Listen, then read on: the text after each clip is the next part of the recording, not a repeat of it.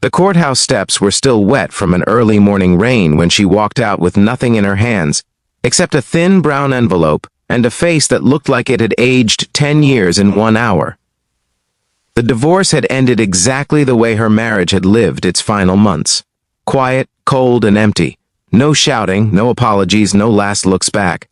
She stepped into the gray afternoon believing this was the moment her life truly ended, unaware that within minutes she would be riding away in a single dad's limo, and everything she thought she knew about loss, dignity, and second chances was about to be rewritten. Before the story goes any further, take a second to pause. If you believe in kindness, in unexpected second chances, and in the quiet power of doing the right thing when no one is watching, please like this video, share it with someone who needs hope, comment your thoughts, and subscribe to the channel. Stories like this remind us that even our lowest moments can become turning points. She had once been someone people noticed, not because she was loud or flashy, but because she carried herself with a soft confidence that came from believing she was loved. Years earlier, she had married a man who promised stability, protection, and forever. What he delivered instead was slow erosion. He never hit her, never screamed. He simply withdrew piece by piece, his attention, his respect, his warmth, until she was living in a house that felt like a hotel room she didn't belong in. When the divorce papers finally arrived, she didn't cry. By then, she had already done all her crying in silence. Walking away from the courthouse, she realized she had nowhere urgent to be. The apartment she had moved into was small, temporary, and still smelled like fresh paint and loneliness. Her phone buzzed once with a notification she didn't open. She stood there, frozen, watching people rush past her, as if the world hadn't just cracked open beneath her feet. That was when the black limousine pulled up to the curb, its tires whispering against the wet street. She assumed it was there for someone else. Cars like that didn't stop for women like her anymore. But the driver stepped out, glanced around, and looked straight at her with a hesitant politeness. He asked if she was all right, not with curiosity, but with genuine concern. Something in her face must have answered before she ever could, because he opened the door and gestured for her to sit, just for a moment, out of the rain. The man who owned a limo sat inside, adjusting paperwork on his lap. He wasn't dressed like a billionaire or a celebrity.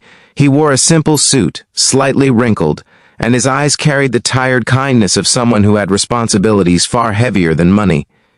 He was a single father, recently widowed, raising a young daughter while running a transportation company he had built from the ground up. His wealth had come the hard way, after years of night shifts, missed birthdays, and learning how to be both a provider and a parent. He looked up and saw her standing there, unsure, broken, but still dignified. He told her to come in, not as an order, but as an invitation. She hesitated, pride fighting desperation, then stepped inside. The door closed softly behind her, sealing her away from the cold wind and the life she had just lost. As the car pulled away, neither of them spoke. The silence wasn't awkward. It was heavy, respectful, shared.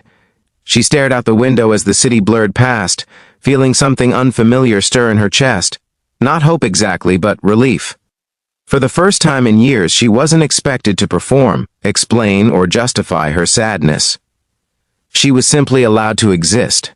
Her life hadn't collapsed in a single dramatic moment. It had unraveled slowly. After the wedding, she had given up her career to support her husband's ambitions. She managed the house, hosted events, smiled through dinners with people who barely remembered her name. When his success grew, her presence became optional, eventually inconvenient. The divorce settlement was clean and legal but emotionally devastating. She walked away with enough to survive but not enough to feel secure. Worse than the money was the sense that she had wasted the best years of herself on someone who never truly saw her. The limo turned onto a quieter street. The single father glanced at her again, noticing the way her hands trembled slightly, the way she kept her shoulders straight as if refusing to let the world see her bend. He recognized that look. He had seen it in the mirror after his wife died, when sympathy cards stopped arriving and reality set in. Loss didn't always scream. Sometimes it whispered until it hollowed you out. He didn't ask invasive questions. He didn't offer empty encouragement. He simply told the driver to take the long way. That small decision changed everything. As the city faded into neighborhoods lined with trees and modest homes, she felt her breathing slow. The limo felt less like a symbol of wealth and more like a pause button on a life that had been racing toward despair. She learned gradually that he wasn't rescuing her out of pity. He just believed that no one should have to sit alone in their worst moment. He dropped her off near a cafe, handed her a card without ceremony, and wished her well. No promises, no expectations. She stepped out of the car believing that was the end of it, a strange fleeting kindness she would remember for years. But life had other plans. Days passed, then weeks. She struggled to rebuild, taking temporary work, learning to live smaller. The nights were the hardest. Silence pressed in on her like a weight. One evening, after a particularly long day, she found herself staring at the card he had given her. On impulse, she reached out. Not for help, just to say thank you. That message reopened a door neither of them realized they had left unlocked. Their conversations were slow and thoughtful. He spoke about his daughter, about learning how to braid hair with shaky hands, about the fear of failing someone who depended on him completely. She spoke about losing herself, about how divorce felt like being erased from a story she helped write. There was no rush, no romance at first, just two people acknowledging each other's scars.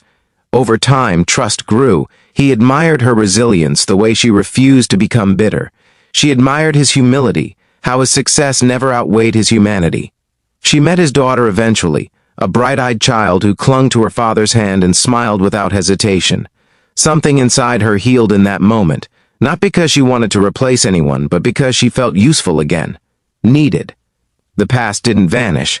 Her divorce still hurt. His loss still lingered. But together, they learned that broken pieces don't have to match perfectly to fit. They just need patience. Months later, the courthouse steps looked different when she passed them again. Not smaller, but less intimidating. She realized she no longer associated them with failure, but with the beginning of her freedom. The life she was building wasn't flashy. It was real. Full of small joys, shared meals, quiet laughter, and mutual respect. The limo still existed, of course. It was part of his world. But now, it wasn't a symbol of escape. It was simply a vehicle that once carried her from the end of one life into the beginning of another. Just before this story ends, I want to ask you something personal. If this journey of loss, kindness, and unexpected healing resonated with you in any way, please comment below and share what part touched your heart the most. Your words matter more than you know. Because stories like this remind us that endings are rarely what they seem. Sometimes walking away without a word is not giving up. Sometimes it's the bravest thing you can do to make space for a life you never imagined. If this story moved you, if it made you believe even a little more in second chances and quiet kindness, please like this video, share it, and subscribe to the channel.